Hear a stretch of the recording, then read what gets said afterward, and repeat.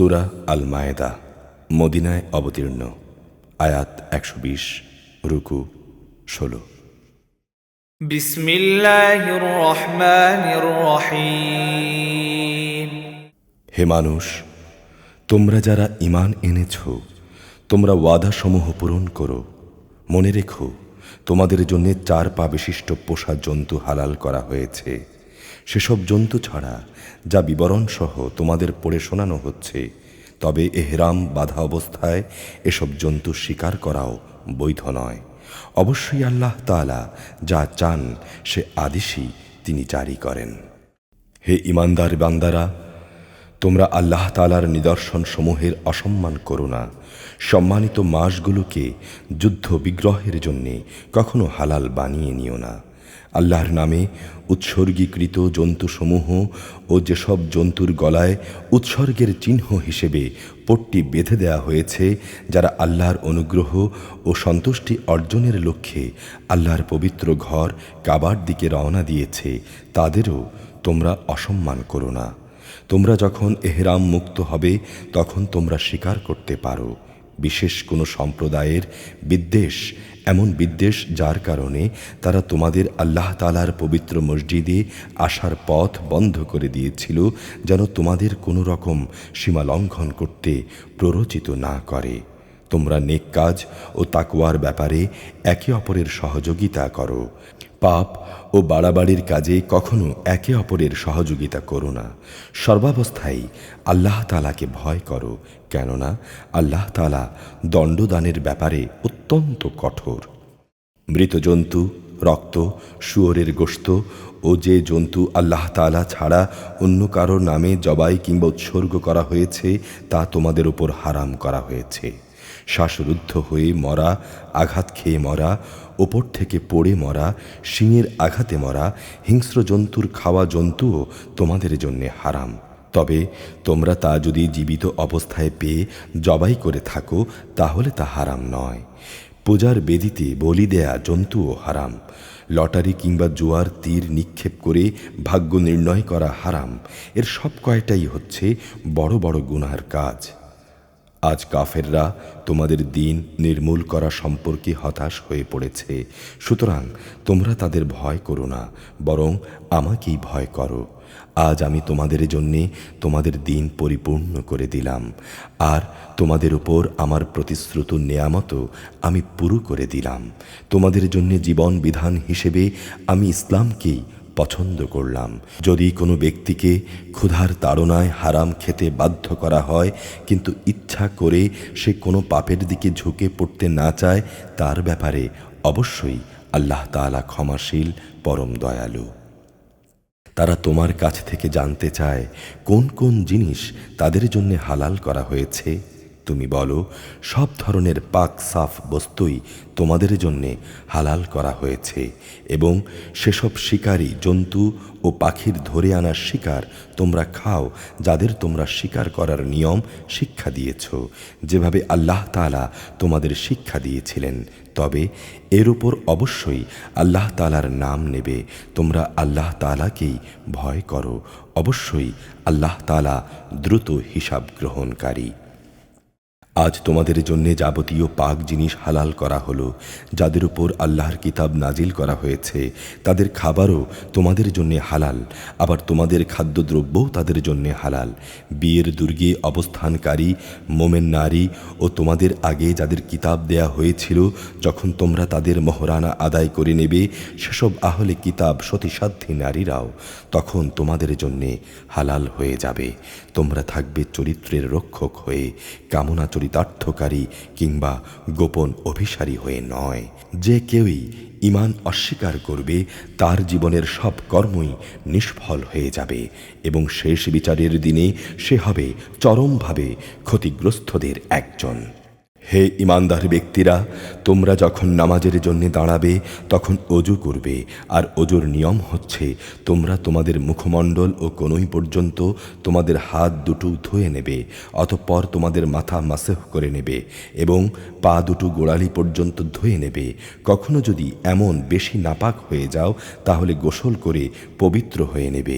যদি তোমরা অসুস্থ হয়ে পড়ো কিংবা তোমরা যদি সফরে থাকো, অথবা তোমাদের কেউ যদি মলমূত্র ত্যাগ করে আসে, অথবা যদি নারী সম্ভোগ করে থাকো, তাহলে পানি দিয়ে পবিত্রতা অর্জন করো। আর যদি পানি না পাও তাহলে পবিত্র মাটি দিয়ে তায়াম্মুম করে নাও। আর তায়াম্মুমের নিয়ম হচ্ছে পবিত্র মাটি দিয়ে তোমরা তোমাদের মুখমণ্ডল ও হাত মাসেহ করে নেবে। মূলত আল্লাহ তাআলা এটা চান না যে তোমাদের উপর তিনি কোনো কষ্ট পৌঁছাবেন, বরং তিনি চান তোমাদের পাক সাফ করে দিতে, এবং এভাবেই তিনি তোমাদের উপর তার নিয়ামত সমূহ পূর্ণ করে দিতে চান। আশা করা যায় তোমরা তার কৃতজ্ঞতা আদায় করবে। তোমরা তোমাদের উপর আল্লাহ তাআলার নিয়ামত সমূহ স্মরণ করো এবং তোমাদের কাছ থেকে যে পাকা প্রতিশ্রুতি তিনি গ্রহণ করেছিলেন সে কথাও স্মরণ করো, যখন তোমরা বলেছিলে, হে আমাদের রব, আমরা তোমার কথা শুনলাম এবং তা মেনে নিলাম। তোমরা আল্লাহ তাআলাকে ভয় করো। অবশ্যই আল্লাহ তাআলা তোমাদের অন্তরে যা কিছু আছে সেই সম্পর্কে সম্যক অবগত রয়েছেন। হে ঈমানদার লোকেরা, তোমরা আল্লাহর জন্যে সত্য ও ন্যায়ের উপর সাক্ষী হয়ে অবিচলভাবে দাঁড়িয়ে থাকো। বিশেষ কোনো সম্প্রদায়ের দুশমনি যেন তোমাদের এমনভাবে প্ররোচিত না করে যে এর ফলে তোমরা আর তাদের সাথে ন্যায় ও ইনসাফ করবে না। তোমরা ইনসাফ করো, কারণ এই কাজটি আল্লাহ তাআলাকে ভয় করে চলার অধিক নিকটতর। তোমরা আল্লাহ তাআলাকে ভয় করো। অবশ্যই আল্লাহ তাআলা তোমাদের কর্মকাণ্ড সম্পর্কে পূর্ণাঙ্গ ওয়াকেফাল। যারা ঈমান আনে এবং নেক কাজ করে, আল্লাহ তাআলা তাদের সবাইকে প্রতিশ্রুতি দিয়েছেন তাদের জন্য তাঁর কাছে বিশেষ ক্ষমা ও বড় পুরস্কার রয়েছে। অপরদিকে যারা কুফরি করেছে এবং আমার আয়াতসমূহকে অস্বীকার করেছে, তারাই হচ্ছে এমন যারা জাহান্নামের অধিবাসী। হে ঈমানদার ব্যক্তিরা, তোমাদের উপর আল্লাহর নিয়ামত স্মরণ করো যখন একটি জনগোষ্ঠী তোমাদের বিরুদ্ধে হাত ওঠাতে উদ্যত হয়েছিল। তখন আল্লাহ তাআলা তাদের সেই হাতগুলোকে তোমাদের উপর আক্রমণ করা থেকে বিরত রাখলেন। তোমরা আল্লাহ তাআলাকে ভয় করো। মোমেনদের তো আল্লাহ তাআলার উপরই ভরসা করা উচিত। আল্লাহ তাআলা বনী ইসরাইলদের আনুগত্যের অঙ্গীকার গ্রহণ করলেন। অতঃপর আমি এই জন্যে তাদের মধ্য থেকে 12 জন সর্দার পাঠালাম। আল্লাহ তাআলা তাদের বললেন, অবশ্যই আমি তোমাদের সাথে আছি। তোমরা যদি নামাজ প্রতিষ্ঠা করো, জাকাত আদায় করো, ঈমান আনো আমার রসুলদের উপর, এবং যদি তোমরা তাদের সাহায্য সহযোগিতা করো, সর্বোপরি আল্লাহ তাআলাকে তোমরা যদি উত্তম ঋণ প্রদান করো, তাহলে অবশ্যই আমি তোমাদের হিসাব থেকে তোমাদের গুনাহসমূহ মোচন করে দেব, এবং অবশ্যই আমি তোমাদের এমন এক জান্নাতে প্রবেশ করাবো যার তলদেশ দিয়ে ঝর্ণাধারা প্রবাহিত।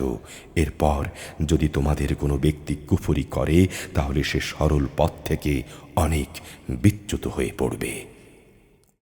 অতঃপর তাদের সেই অঙ্গীকার ভঙ্গ করার কারণে আমি তাদের উপর অভিশাপ নাজিল করেছি এবং তাদের হৃদয়কে কঠিন বানিয়ে দিয়েছি। তাদের চরিত্র ছিল তারা আল্লাহর কথাগুলোকে তার নির্দিষ্ট অর্থ থেকে সরিয়ে নিয়ে বিকৃত করে দিত। হেদায়েতের যা কিছু তাদের শিক্ষা দেয়া হয়েছিল তার অধিকাংশ কথাই তারা ভুলে গেল। তুমি তাদের দেখতে পাবে তাদের সামান্য একটি অংশ ছাড়া অধিকাংশ মানুষই আল্লাহর সঙ্গে বিশ্বাসঘাতকতা করে চলেছে। তুমি তাদের ক্ষমা করে দাও, যথাসম্ভব তুমি তাদের কার্যকলাপ মার্জনা করো। অবশ্যই আল্লাহ তাআলা কল্যাণকামী মানুষদের ভালোবাসেন। আমি তো তাদের কাছ থেকেও আনুগত্যের অঙ্গীকার গ্রহণ করেছিলাম যারা বলে আমরা হচ্ছে খ্রিস্টান। অতঃপর এরাও অঙ্গীকারের অধিকাংশ কথা ভুলে গেল যা তাদের স্মরণ করানো হয়েছিল। অতঃপর আমি তাদের মধ্যে কিয়ামত পর্যন্ত স্থায়ী শত্রুতা ও বিদ্বেষের বীজ বপন করে দিলাম। দুনিয়ার জীবনে তারা যা কিছু উদ্ভাবন করত, অচিরেই আল্লাহ তাআলা তাদের তা বলে দেবেন। হে আহলে কিতাবরা, তোমাদের কাছে আমার পক্ষ থেকে রসুল এসেছে। আগের কিতাবের যা কিছু তোমরা এতদিন গোপন করে রেখেছিলে তার বহু কিছুই সে তোমাদের স্পষ্ট করে বলে দিচ্ছে, আবার অনেক কিছু সে এড়িয়েও যাচ্ছে। তোমাদের কাছে এখন তো আল্লাহর পক্ষ থেকে আলোকবর্তিকা এবং সুস্পষ্ট কিতাবও এসে গেছে। এর দ্বারা আল্লাহ তাআলা তাকে শান্তি ও নিরাপত্তার পথ বাতলে দেন। যে ব্যক্তি আনুগত্য করে, তার সন্তুষ্টি লাভ করতে চায়, অতঃপর তিনি তার অনুমতিক্রমে তাদের জাহেলিয়াতের অন্ধকার থেকে ঈমানের আলোতে বের করে আনেন, আর এভাবেই তাদের তিনি সঠিক পথে পরিচালিত করেন। নিশ্চয়ই তারা কুফরি করেছে যারা বলেছে, অবশ্যই মারিয়ামের পুত্র মাসিহ আল্লাহ। হে মুহাম্মদ, তুমি তাদের বলো, আল্লাহ তাআলা যদি মারিয়াম পুত্র মাসিহ, তার মা ও গোটা বিশ্ব চরাচরে যা কিছু আছে সব কিছুও ধ্বংস করে দিতে চান, এমন কে আছে যে আল্লাহ তাআলার কাছ থেকে এদের রক্ষা করতে পারে? এই আকাশমালা, ভূমণ্ডল ও এর মধ্যবর্তী স্থানে যা কিছু আছে তার সার্বভৌমত্ব আল্লাহ তাআলার জন্যেই নির্দিষ্ট। তিনি যা ইচ্ছা তাই সৃষ্টি করেন। আল্লাহ তাআলা সকল বিষয়ের উপর একক ক্ষমতাবান। ইহুদি ও খ্রিস্টানরা বলে, আমরা আল্লাহর সন্তান এবং তাঁর প্রিয় পাত্র। তুমি তাদের বলো, তাহলে তিনি তোমাদের গুনাহের জন্য তোমাদের দণ্ড প্রদান করবেন কেন? মূলত তোমরা সবাই তাদের অন্তর্ভুক্ত কতিপয় মানুষ, যাদের আল্লাহ তাআলা সৃষ্টি করেছেন। তিনি তাঁর বান্দাদের যাকে ইচ্ছা ক্ষমা করে দেন, আবার যাকে ইচ্ছা তিনি শাস্তি প্রদান করেন। আসমান সমূহ ও জমিনের মধ্যবর্তী সব কিছুর একক মালিকানা আল্লাহ তাআলার জন্যেই নির্দিষ্ট। তাঁর কাছেই হচ্ছে সবার ফিরে যাবার জায়গা। হে আহলে কিতাবরা, রসুলদের আগমন ধারার দীর্ঘ বিরতির পর আমার পক্ষ থেকে তোমাদের কাছে একজন রসুল এসেছে। সে তোমাদের জন্যে আমার কথাগুলোকে সুস্পষ্টভাবে বর্ণনা করছে, যাতে করে তোমরা শেষ বিচারের দিন এই কথা বলতে না পারো যে আমাদের কাছে জান্নাতের সুসংবাদ বহনকারী ও জাহান্নামের সতর্ককারী হিসেবে কেউই তো আগমন করেনি। হ্যাঁ, আজ তো সত্যি সত্যি তোমাদের কাছে সুসংবাদবাহী ও সতর্ককারী একজন রসুল এসে গেছে। বস্তুত আল্লাহ তাআলা সর্ববিষয়ে শক্তিমান। যখন মুসা তার জাতিকে বলেছিল, হে আমার সম্প্রদায়ের লোকেরা, আল্লাহ তাআলা তোমাদের উপরে যে নিয়ামত নাজিল করেছেন তা তোমরা স্মরণ করো। সে নিয়ামতের কথাও স্মরণ করো যখন তিনি তোমাদের মাঝে বহু নবী পয়দা করেছেন। তিনি তোমাদের এই জমিনের শাসনকর্তা বানিয়েছেন। এছাড়াও তিনি তোমাদের এমন সব নিয়ামত দান করেছেন যা তিনি সৃষ্টিকুলের আর কাউকে দান করেননি। হে আমার জাতি, আল্লাহ তাআলা তোমাদের জন্য যে পবিত্র ভূখণ্ড লিখে রেখেছেন তোমরা তাতে প্রবেশ করো এবং এই অভিযানে কখনো পশ্চাদপসরণ করো না। তারপরও তোমরা যদি ফিরে আসো তাহলে ভীষণ ক্ষতিগ্রস্ত হবে। তারা বলল, হে মুসা, সেখানে তো এক দুর্দণ্ড প্রতাপশালী সম্প্রদায় রয়েছে। তারা সেখান থেকে বেরিয়ে না আসা পর্যন্ত আমরা কিছুতেই সেখানে প্রবেশ করব না। হ্যাঁ, তারা সেখান থেকে বেরিয়ে এলে আমরা অবশ্যই সেখানে প্রবেশ করব। তাদের দুজন লোক যারা আল্লাহ তাআলাকে ভয় করছিল, যাদের উপর আল্লাহ তাআলা অনুগ্রহ করেছিলেন, তারা এগিয়ে এসে বলল, তোমরা সদর দরজা দিয়ে সেখানে প্রবেশ করো, আর একবার সেখানে প্রবেশ করলেই তোমরা বিজয়ী হবে। তোমরা যদি সত্যিকার অর্থে মোমেন হও তাহলে আল্লাহর উপর ভরসা করো। তারা বলল, হে মুসা, সেই শক্তিশালী লোকেরা যতক্ষণ সেখানে থাকবে ততক্ষণ আমরা কখনো সেখানে প্রবেশ করব না। তুমি বরং যাও, তুমি ও তোমার রব উভয়ে মিলে যুদ্ধ করো, আমরা এখানেই বসে রইলাম। মুসা বলল, হে আমার রব, তুমি জানো আমার নিজের এবং আমার ভাই ছাড়া আর কারো উপর আমার আধিপত্য নেই। অতএব আমাদের এই নাফরমান লোকদের মাঝে তুমি একটা মীমাংসা করে দাও। আল্লাহ তাআলা বললেন, হ্যাঁ, আগামী 40 বছর অবশ্যই সেই জনপদটি তাদের জন্যে নিষিদ্ধ করে দেয়া হলো। এ সময়ে তারা উদ্ভ্রান্ত হয়ে পৃথিবীতে ঘুরে বেড়াবে। সুতরাং তুমি এই নাফরমান লোকদের উপর কখনো দুঃখ করো না। হে মুহাম্মদ, তুমি এদের কাছে আদমের 2 পুত্রের গল্প যথাযথভাবে শুনিয়ে দাও। গল্পটি ছিল এই, যখন তারা 2 জন আল্লাহর নামে কোরবানি পেশ করল, তখন তাদের মধ্যে একজনের কাছ থেকে কোরবানি কবুল করা হলো, আরেকজনের কাছ থেকে কবুলই করা হলো না। যার কোরবানি কবুল করা হয়নি সে বলল, আমি অবশ্যই তোমাকে হত্যা করব। যার কোরবানি কবুল করা হলো সে বলল, আল্লাহ তাআলা শুধু মুত্তাকিদের কাছ থেকেই কোরবানি কবুল করেন। হিংসার বশবর্তী হয়ে তুমি যদি আজ আমাকে হত্যা করার জন্যে আমার দিকে তোমার হাত বাড়াও, তাহলে মনে রেখো, আমি কিন্তু তোমাকে হত্যা করার জন্য তোমার প্রতি আমার হাত বাড়াবো না। অবশ্যই আমি সৃষ্টিকুলের মালিক আল্লাহকে ভয় করি। আমি বরং চাইব তুমি আমার গুনাহ ও তোমার গুনার বোঝা একাই তোমার মাথার উপর উঠিয়ে নাও এবং এভাবেই তুমি জাহান্নামের অধিবাসী হয়ে পড়ো। মূলত এটাই হচ্ছে জালেমদের যথার্থ কর্মফল। অতঃপর তার কুপ্রবৃত্তি তাকে নিজ ভাইয়ের হত্যার কাজে উস্কানি দিল। এক পর্যায়ে সে তাকে খুন করে ফেলল এবং এ কাজের ফলে সে ক্ষতিগ্রস্তদের অন্তর্ভুক্ত হয়ে গেল। অতঃপর আল্লাহ তাআলা সেখানে একটি কাক পাঠালেন। কাকটি হত্যাকারীর সামনে এসে মাটি খুঁড়তে লাগলো। উদ্দেশ্য তাকে দেখানো কিভাবে সে তার ভাইয়ের লাশ লুকিয়ে রাখবে। এটা দেখে সে নিজে নিজে বলতে লাগলো, হায়, আমি তো এই কাকটির চাইতেও অক্ষম হয়ে পড়েছি যে আমি আমার ভাইয়ের লাশটা গোপন করব। অতঃপর সে সত্যি সত্যিই নিজের কৃতকর্মের জন্যে অনুতপ্ত হলো।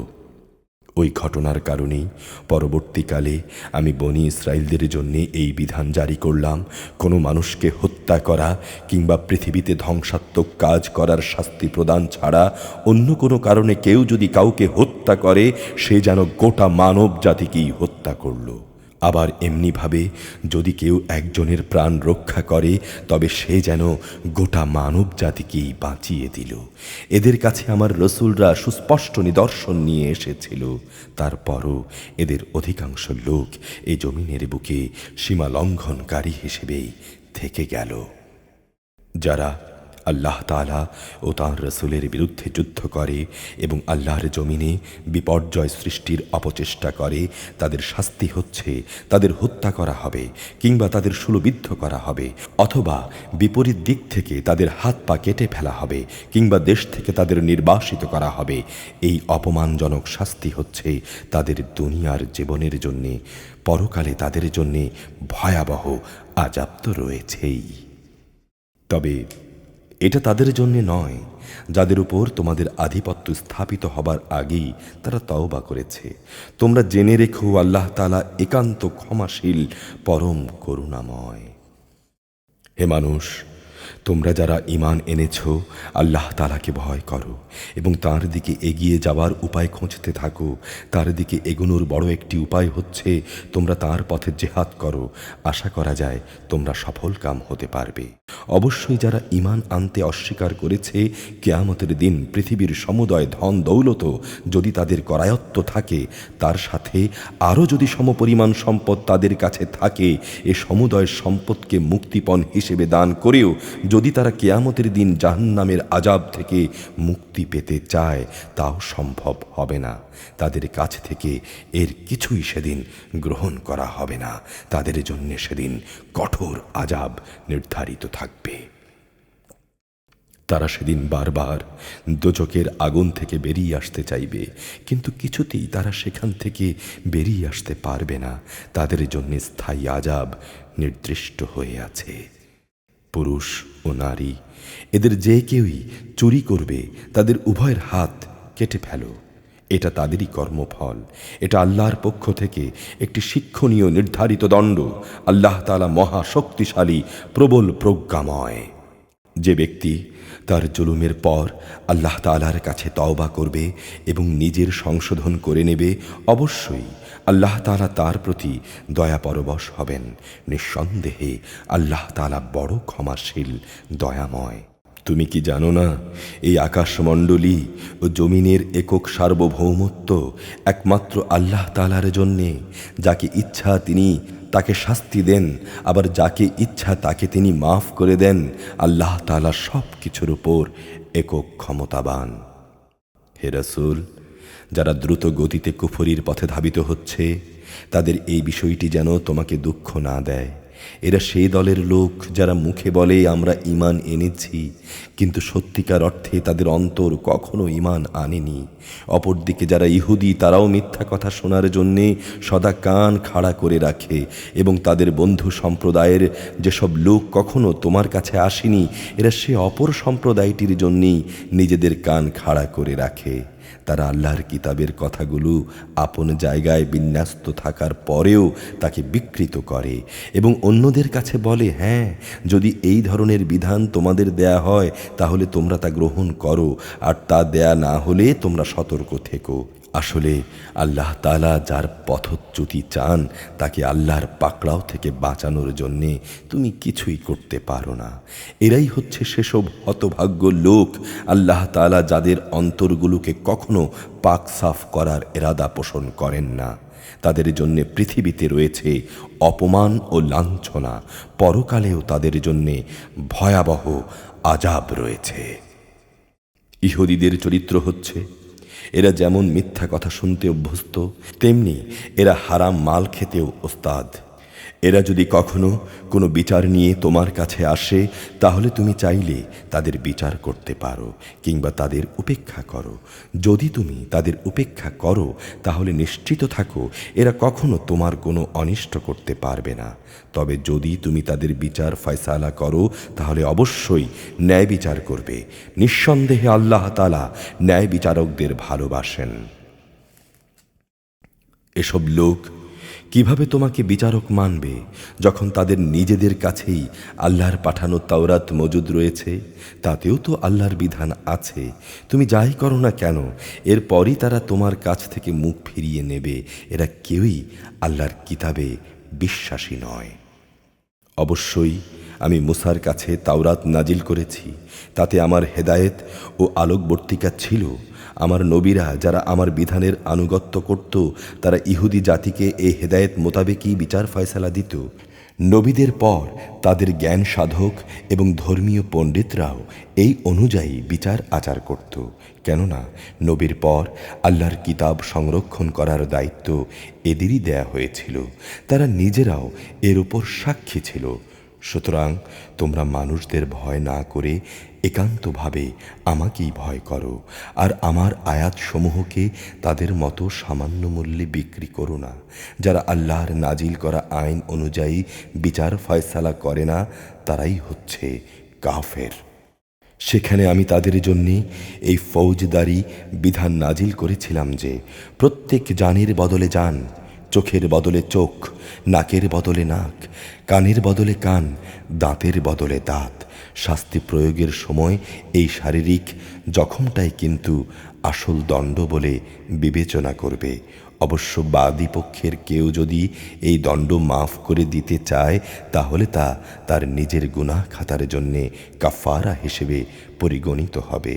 আর যারা আল্লাহর নাজিল করা বিধান অনুযায়ী বিচার ফয়সালা করে না, তারাই হচ্ছে জালেম।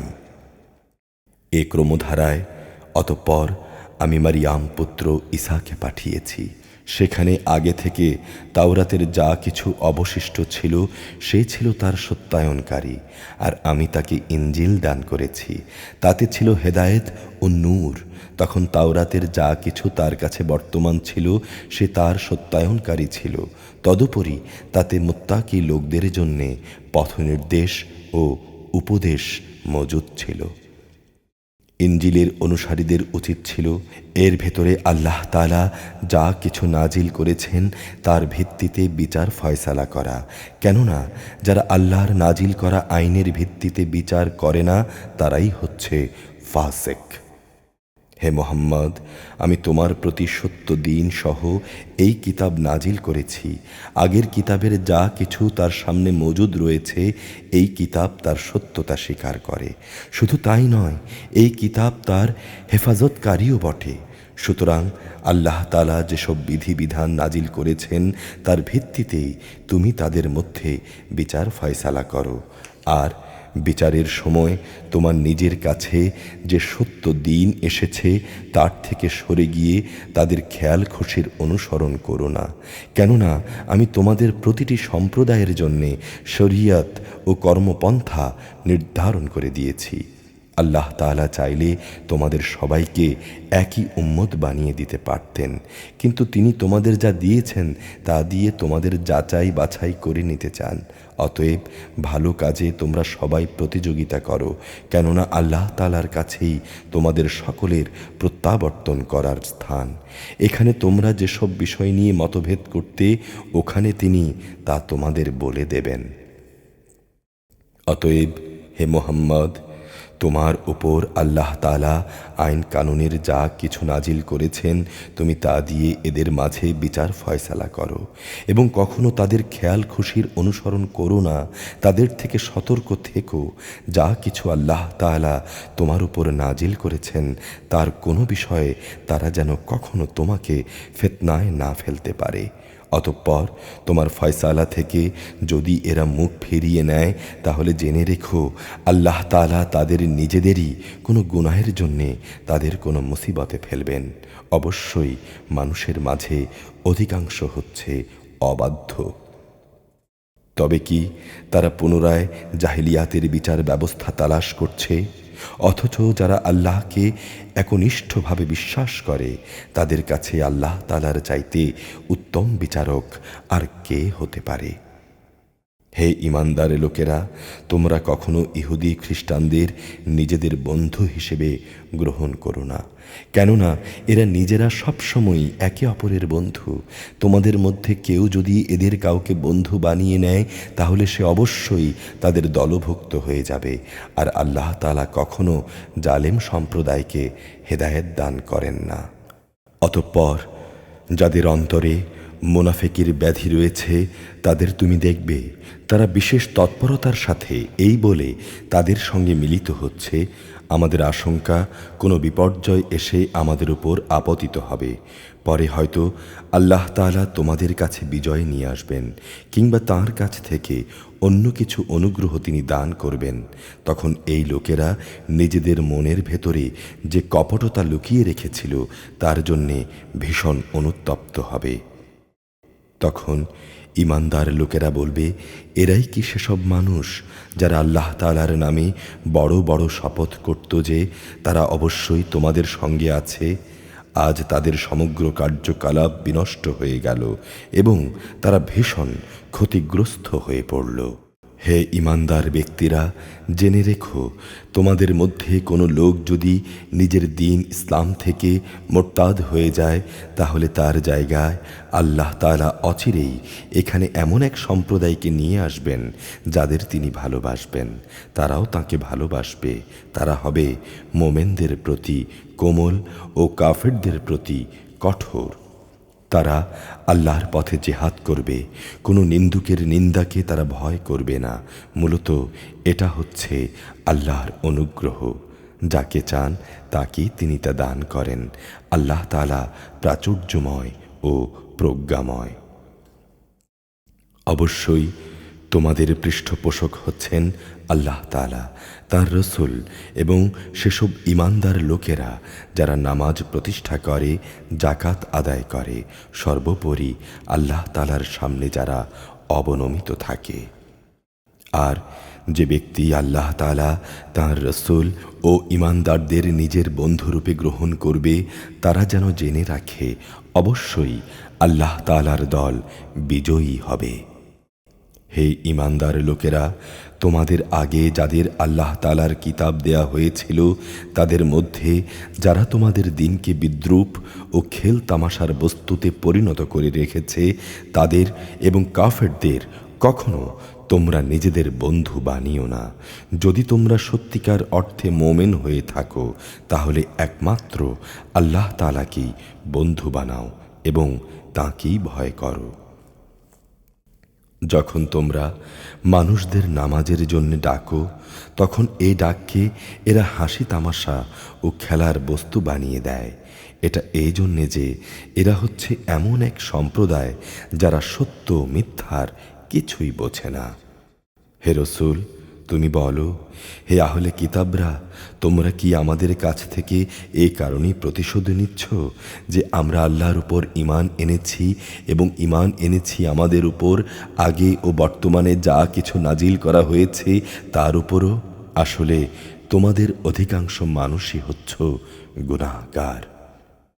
হে রসূল, তুমি বলো, আমি কি তোমাদের বলে দেব আল্লাহর কাছে এর চাইতে নিকৃষ্ট শাস্তি কে পাবে? হ্যাঁ, সে লোক হচ্ছে যার উপর আল্লাহ তাআলা অভিশাপ দিয়েছেন, যার উপর তার ক্রোধ রয়েছে এবং যাদের কিছু লোককে তিনি বানর, কিছু লোককে শুয়োরে পরিণত করে দিয়েছেন, যারা মিথ্যা মাবুদের আনুগত্য করেছে। এরাই হচ্ছে সেসব লোক পরকালে যাদের অবস্থান হবে অত্যন্ত নিকৃষ্ট, এবং দুনিয়াতেও এরা সরল পথ থেকে বহু দূরে বিচ্যুত হয়ে পড়বে। তারা যখন তোমাদের সামনে আসে তখন বলে, আমরা ঈমান এনেছি। আসলে তোমার এ জায়গায় তারা কুফরি নিয়েই প্রবেশ করেছিল এবং তা নিয়েই তোমার কাছ থেকে তারা বেরিয়ে গেছে। তারা তাদের মনের ভেতর যা কিছু লুকিয়ে রাখছিল আল্লাহ তাআলা সে ব্যাপারে পূর্ণ ওয়াকেফহাল রয়েছেন। তাদের অনেককেই তুমি দেখতে পাবে গুনাহ, বিদ্রোহ ও হারাম মাল ভোগ করার কাজে একে অপরের সাথে প্রতিযোগিতা করে চলেছে। এরা যা করে আসলেই তা বড় নিকৃষ্ট কাজ।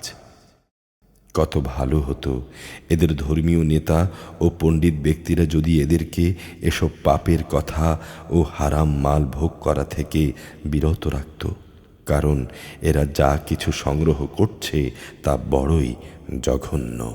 ইহুদিরা বলে, আল্লাহর দানের হাত বাঁধা পড়ে গেছে। আসলে আল্লাহ তাআলার নয়, তাদের নিজেদের হাতই বাঁধা পড়ে গেছে। আর তারা যা কিছু বলেছে সেই কারণে তাদের অভিশাপ দেয়া হয়েছে। আল্লাহর তো উভয় হাতই মুক্ত, যেভাবে তিনি চান সেভাবেই তিনি দান করেন। আসলে তোমার মালিকের পক্ষ থেকে যা কিছু তোমার উপরে নাজিল করা হয়েছে তা অবশ্যই তাদের অনেকেরই সীমা লঙ্ঘন ও কুফরিকে বাড়িয়ে দিয়েছে। ফলে আমি তাদের মাঝে কিয়ামত পর্যন্ত শত্রুতা ও পরস্পর বিদ্বেষ সঞ্চার করে দিয়েছি। যখনই তারা যুদ্ধের আগুন জ্বালিয়ে দিতে চেয়েছে আল্লাহ তাআলা তখনই তা নিভিয়ে দিয়েছেন। তারা বারবার এই জমিনে বিপর্যয় সৃষ্টির প্রয়াস পেয়েছে। আল্লাহ তাআলা বিপর্যয় সৃষ্টিকারীদের পছন্দ করেন না। যদি আহলে কিতাবরা ঈমান আনত এবং আল্লাহকে ভয় করত, তাহলে অবশ্যই আমি তাদের গুনাহ খাতা মুছে দিতাম। অবশ্যই আমি তাদের নিয়ামতে পরিপূর্ণ জান্নাতে প্রবেশ করাতাম। যদি তারা আল্লাহর জমিনে তাওরাত ও ইনজিল এবং যা তাদের উপর তাদের মালিকের কাছ থেকে নাজিল করা হয়েছে তা প্রতিষ্ঠা করত, তাহলে তারা তাদের মাথার উপরের আসমান থেকে ও তাদের পায়ের নিচের জমিন থেকে পাওয়া রেজেক ভোগ করতে পারত। তাদের মধ্যে একদল ন্যায় ও মধ্যপন্থী লোক রয়েছে, তবে তাদের অধিকাংশই হচ্ছে এমন যাদের কর্মকাণ্ড খুবই নিকৃষ্ট। হে রসূল, তোমার মালিকের পক্ষ থেকে যা কিছু তোমার উপরে নাজিল করা হয়েছে তা তুমি অন্যের কাছে পৌঁছে দাও। যদি তুমি তা না করো তাহলে তুমি তো মানুষদের কাছে তার বার্তা পৌঁছে দিলে না। আল্লাহ তাআলা তোমাকে মানুষের অনিষ্ট থেকে বাঁচিয়ে রাখবেন। আল্লাহ তাআলা কখনো কোনো কাফের জাতিকে পথ প্রদর্শন করেন না। তুমি তাদের বলো, হে আহলে কিতাবরা, যতক্ষণ পর্যন্ত তোমরা তাওরাত, ইনজিল ও তোমাদের প্রতি তোমাদের মালিকের পক্ষ থেকে যা কিছু নাজিল হয়েছে তা এই জমিনে প্রতিষ্ঠিত না করবে, ততক্ষণ পর্যন্ত মনে করতে হবে তোমরা কোনো কিছুর উপরই প্রতিষ্ঠিত নেই। তোমার মালিকের কাছ থেকে যা কিছু তোমার প্রতি নাজিল করা হয়েছে গোঁড়ামির কারণে তা অবশ্যই তাদের অনেকেরই সীমা লঙ্ঘন ও কুফরিকে বাড়িয়ে দেবে। সুতরাং তুমি এই কাফের সম্প্রদায়ের জন্যে মোটেই আফসোস করো না। নিশ্চয়ই যারা ঈমান এনেছে এবং যারা ছিল ইহুদি, সাবেই, খ্রিস্টান, এদের যে কেউই এক আল্লাহ তাআলা ও শেষ বিচার দিনের উপর ঈমান আনবে এবং ঈমানের দাবি অনুযায়ী নেক কাজ করবে, পরকালে তাদের কোনো ভয় নেই, তারা কোনো দুশ্চিন্তা করবে না। আমি বনী ইসরাইলের কাছ থেকে আনুগত্যের অঙ্গীকার আদায় করে নিয়েছিলাম এবং আমি তাদের কাছে রসুলদের প্রেরণ করেছিলাম, কিন্তু যখনই কোনো রসুল তাদের কাছে এমন কিছু বিধান নিয়ে হাজির হয়েছে যা তাদের মন পছন্দ করেনি, তখনই তারা রসুলদের একদলকে মিথ্যেবাদী বলেছে, আরেক দলকে তারা হত্যা করেছে। তারা ধরে নিয়েছিল এত কিছু করা সত্ত্বেও তাদের জন্যে কোনো বিপর্যয় থাকবে না, তাই তারা সত্য গ্রহণ করার ব্যাপারে অন্ধ ও বধির হয়ে থাকল। তারপরও আল্লাহ তাআলা তাদের উপর ক্ষমা পরবশ হলেন। অতঃপর তাদের অনেকেই আবারও অন্ধ ও বধির হয়ে গেল। তারা যা কিছু করছে আল্লাহ তাআলা তা পর্যবেক্ষণ করছেন। নিশ্চয়ই তারা কাফের হয়ে গেছে যারা এই কথা বলেছে আল্লাহই হচ্ছেন মারিয়ামের পুত্র মাসিহ, অথচ মাসিহ নিজেই এই কথা বলেছেন যে, হে বনী ইসরাইল, তোমরা এক আল্লাহর ইবাদত করো, যিনি আমারও রব তোমাদেরও রব। অবশ্যই যে ব্যক্তি আল্লাহর সাথে শরিক করবে, আল্লাহ তাআলা তার উপর জান্নাত হারাম করে দেবেন, আর তার স্থায়ী ঠিকানা হবে জাহান্নাম। এই জালেমদের সেদিন কোনো সাহায্যকারী থাকবে না। তারাও কুফরি করেছে যারা বলেছে তিনজনের মধ্যে তৃতীয় হচ্ছেন আল্লাহ, অথচ এক ইলাহ ছাড়া আর কোনো ইলাহ নেই। তারা যেসব অলীক কথাবার্তা বলে তা থেকে যদি এখনো ফিরে না আসে, তবে তাদের মাঝে যারা এই কথা বলে কুফরি করেছে তাদের অবশ্যই কঠিন যন্ত্রণাদায়ক আযাবে পেয়ে যাবে। তারা কি আল্লাহর কাছে তওবা করবে না এবং কখনো কি তারা তার কাছে ক্ষমা প্রার্থনা করবে না? আল্লাহ তাআলা বড়ই ক্ষমাশীল, দয়াময়। মারিয়াম পুত্র মাসিহ তো রসুল ছাড়া কিছুই ছিল না। তার আগেও তার মতো অনেক রসুল গত হয়েছে। তার মা ছিল এক সত্যনিষ্ঠ মহিলা। তারা মা ও ছেলে উভয়ই আর ২-১০টি মানুষের মতো করেই খাবার খেত। তুমি লক্ষ্য করে দেখো আমি কিভাবে তাদের জন্যে আমার আয়াতগুলো খুলে খুলে বর্ণনা করেছি। অতঃপর তুমি দেখো কিভাবে আজ তাদের দ্বারে দ্বারে ঠোকর খাওয়ানো হচ্ছে। তুমি বলো, তোমরা কি আল্লাহকে বাদ দিয়ে এমন কিছুর ইবাদত করছো যা তোমাদের কোনো ক্ষতি কিংবা উপকার কিছুই করার ক্ষমতা রাখে না? প্রকৃতপক্ষে আল্লাহ তাআলা সব কিছুই শোনেন এবং জানেন। তুমি বলো, হে আহলে কিতাবরা, তোমরা কখনো নিজেদের দ্বীনের ব্যাপারে অন্যায়ভাবে বাড়াবাড়ি করো না। তোমরা সেসব জাতির খেয়াল খুশির অনুসরণ করো না যারা আগেই পথভ্রষ্ট হয়ে গেছে এবং তারা অনেক লোককেই গোমরাহ করে দিয়েছে, আর তারা নিজেরাও সহজ সরল পথ থেকে বিচ্যুত হয়ে গেছে। বনী ইসরাইলদের মাঝে আরও যারা মাসিহের ব্যাপারে আল্লাহর এই ঘোষণা অস্বীকার করেছে, তাদের ওপর দাউদ ও মারিয়াম পুত্র ঈসার মুখে অভিশাপ দেয়া হয়েছে, কেননা তারা আল্লাহর বিরুদ্ধে বিদ্রোহ করেছে এবং সীমালঙ্ঘন করেছে। তারা যে সব গর্হিত কাজ করত তা থেকে তারা একে অপরকে বারণ করত না। তারা যা করত নিঃসন্দেহে তা ছিল নিকৃষ্ট। তুমি তাদের মাঝে এমন বহু লোককে দেখতে পাবে যারা ঈমানদারদের বদলে কাফেরদের সাথে বন্ধুত্ব করতেই বেশি আগ্রহী। তারা নিজেরা নিজেদের জন্য যা কিছু অর্জন করে সামনে পাঠিয়েছে তাও অতি নিকৃষ্ট। এই কারণে আল্লাহ তাআলা তাদের উপর ক্রোধান্বিত হয়েছেন। এসব লোকেরা অনন্তকাল ধরে আযাবে নিমজ্জিত থাকবে। তারা যদি আল্লাহ তাআলা তার নবী ও তার প্রতি যা কিছু নাজিল করা হয়েছে তার প্রতি যথাযথ ঈমান আনত, তাহলে এরা কাফেরদের বন্ধু হিসেবে গ্রহণ করত না। কিন্তু তাদের অধিকাংশ লোকই হচ্ছে গুনাহগার। মানুষদের মাঝে যারা ঈমান এনেছে তাদের সাথে শত্রুতার ব্যাপারে অবশ্যই তোমরা ইহুদি ও মুশরিকদেরকেই বেশি কঠোর দেখতে পাবে। অপরদিকে মোমেনদের সাথে বন্ধুত্বের ব্যাপারে তোমরা সেসব লোককে কিছুটা নিকটতর পাবে যারা বলেছে অবশ্যই আমরা খ্রিস্টান। এটা এই কারণে তখনও তাদের মধ্যে ধর্মীয় পণ্ডিত ব্যক্তি ও সংসার বিরাগী ফকির দরবেশরা মজুদ ছিল, আর এই ধরনের লোকেরা বেশি অহংকারও করে না।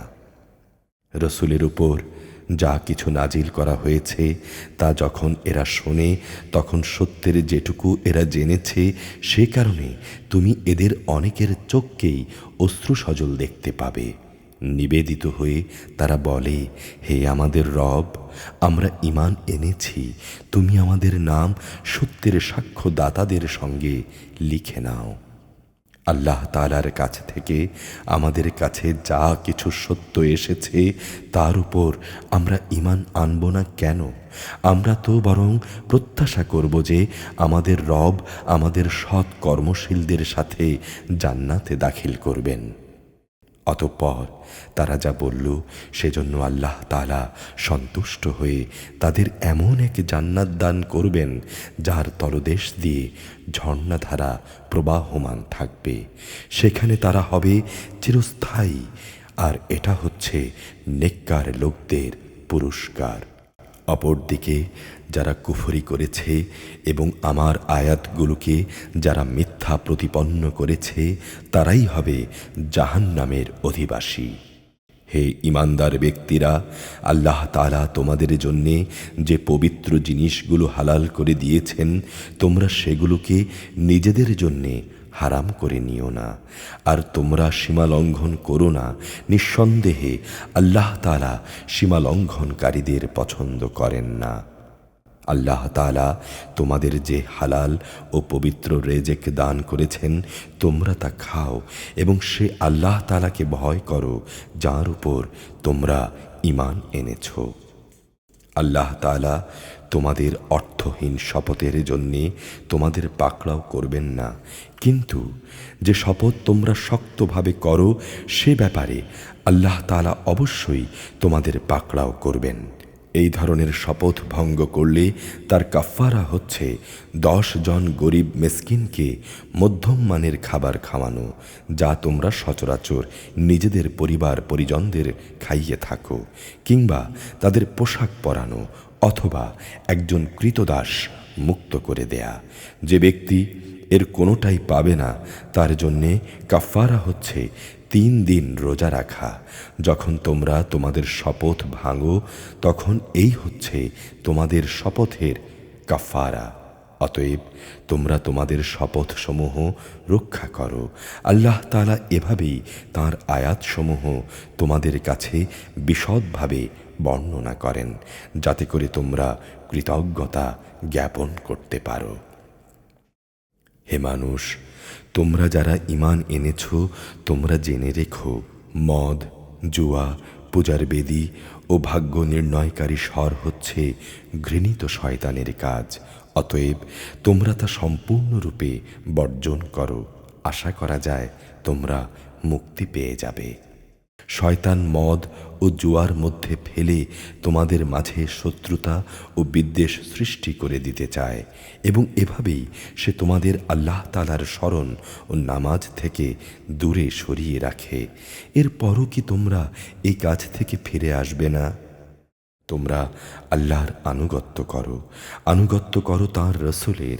হারাম কাজের ধ্বংসকারিতা থেকে সতর্ক থেকো। আর তোমরা যদি মুখ ফিরিয়ে নাও তাহলে জেনে রাখো আমার রসুলের দায়িত্ব হচ্ছে সুস্পষ্টভাবে আমার কথাগুলো পৌঁছে দেয়া। যারা ঈমান এনেছে এবং নেক কাজ করেছে এই নিষেধাজ্ঞা জারির আগে তারা যা কিছু খেয়েছে তার জন্যে তাদের উপর কোনোই গুনাহ নেই।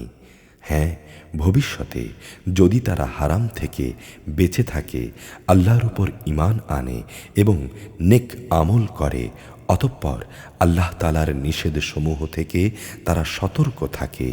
এভাবে যতক্ষণ পর্যন্ত তারা ঈমান আনবে ও নেক আমল করবে, আবারও আল্লাহ তাআলাকে ভয় করবে ও সততার নীতি অবলম্বন করতে থাকবে, আল্লাহ তাআলা অবশ্যই তাদের ক্ষমা করে দেবেন। কেননা আল্লাহ তাআলা সৎ কর্মশীল মানুষদের ভালোবাসেন। হে ঈমানদার লোকেরা, এহরাম বাঁধা অবস্থায় আল্লাহ তাআলা অবশ্যই এমন কিছু শিকারের বস্তু দিয়ে তোমাদের পরীক্ষা নেবেন যেগুলো তোমরা সহজেই নিজেদের হাত ও বর্শা দ্বারা ধরতে পারো, যেন আল্লাহ তাআলা এই কথা ভালো করে জেনে নিতে পারেন কে তাকে গায়ব থেকে ভয় করে। এরপরও যদি কেউ সীমালঙ্ঘন করে তার জন্যে যন্ত্রণাদায়ক আযাব রয়েছে।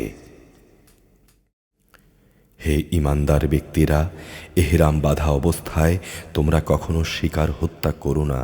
যদি তোমাদের কেউ এই অবস্থায় জেনে বুঝে শিকার হত্যা করে, তার জন্যে এর বিনিময় হচ্ছে সে যে জন্তু হত্যা করেছে তার সমান পর্যায়ের একটি গৃহপালিত জন্তু কোরবানি হিসেবে কাবায় পৌঁছে দেবে, যার ফয়সালা করবে তোমাদের দুজন ন্যায়বান বিচারক ব্যক্তি, কিংবা তার জন্যে কাফারা হবে কয়েকজন গরিব মিসকিনকে খাওয়ানো অথবা সমপরিমাণ রোজা রাখা, যাতে করে সে আপন কৃতকর্মের স্বাদ গ্রহণ করতে সক্ষম হয়।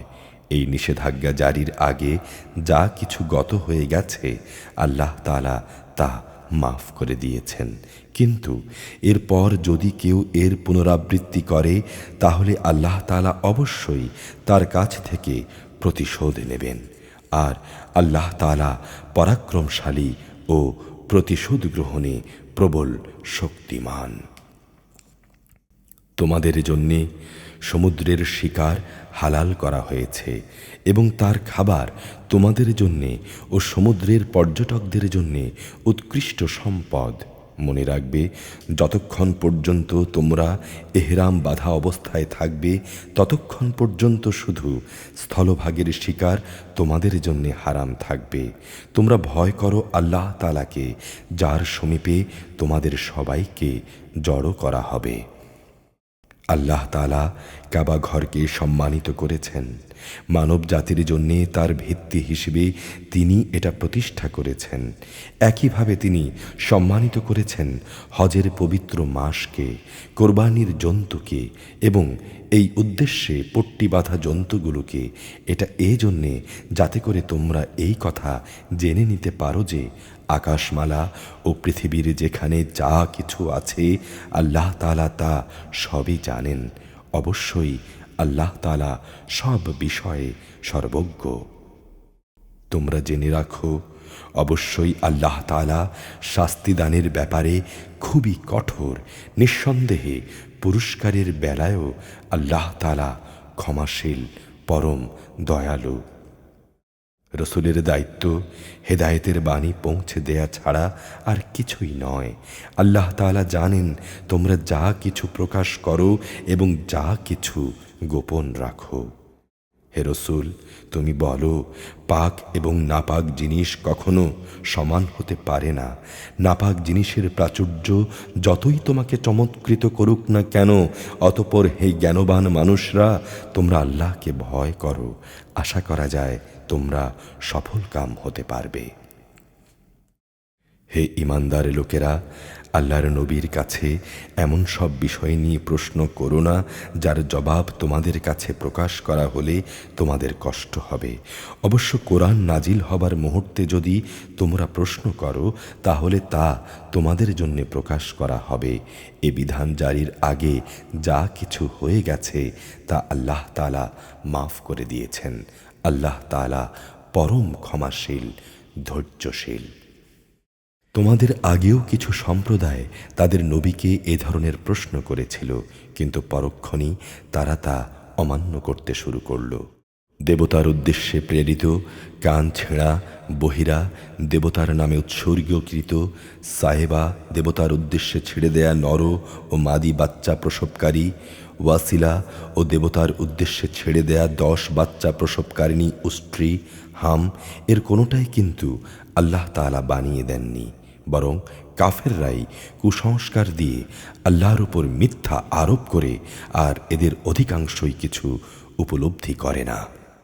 যখন এদের বলা হয় আল্লাহ তাআলা যা কিছু নাজিল করেছেন তোমরা সেদিকে এসো, এসো তাঁর রসুলের দিকে, তখন তারা বলে, আমরা আমাদের বাপ দাদাদের যার উপর পেয়েছি তাই আমাদের জন্য যথেষ্ট।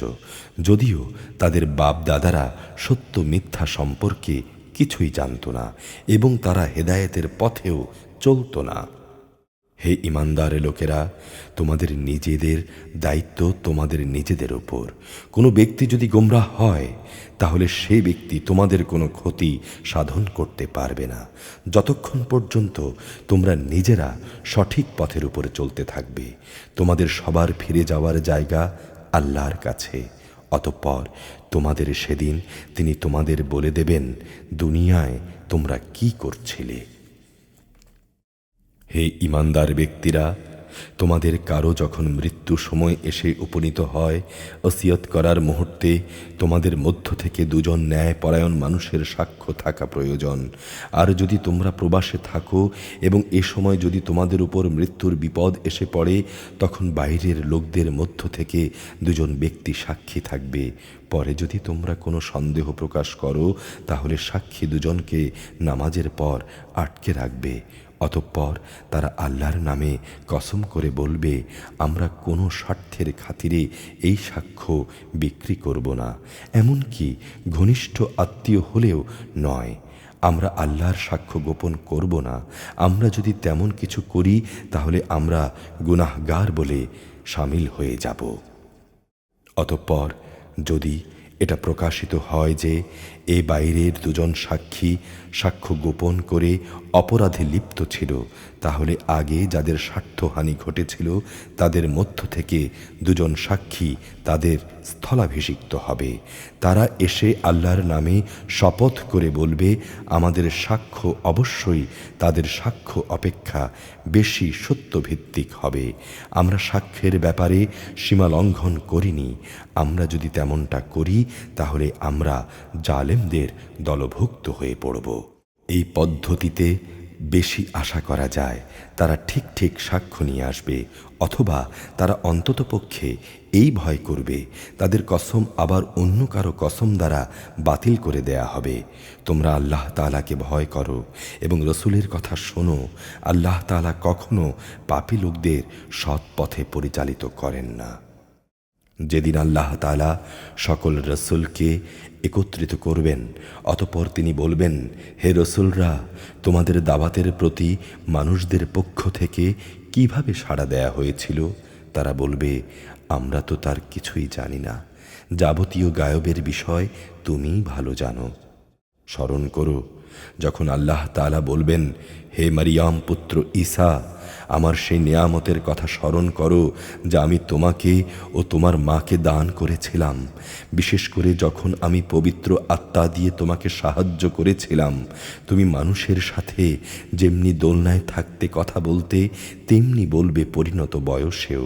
আমি যখন তোমাকে কিতাব, জ্ঞান, বিজ্ঞান, তাওরাত ও ইনজিল দান করেছিলাম, যখন তুমি আমারই হুকুমে কাঁচা মাটি দিয়ে পাখি সদৃশ আকৃতি বানাতে, অতঃপর তাতে ফু দিতে, আর আমার আদেশক্রমেই তা পাখি হয়ে যেত।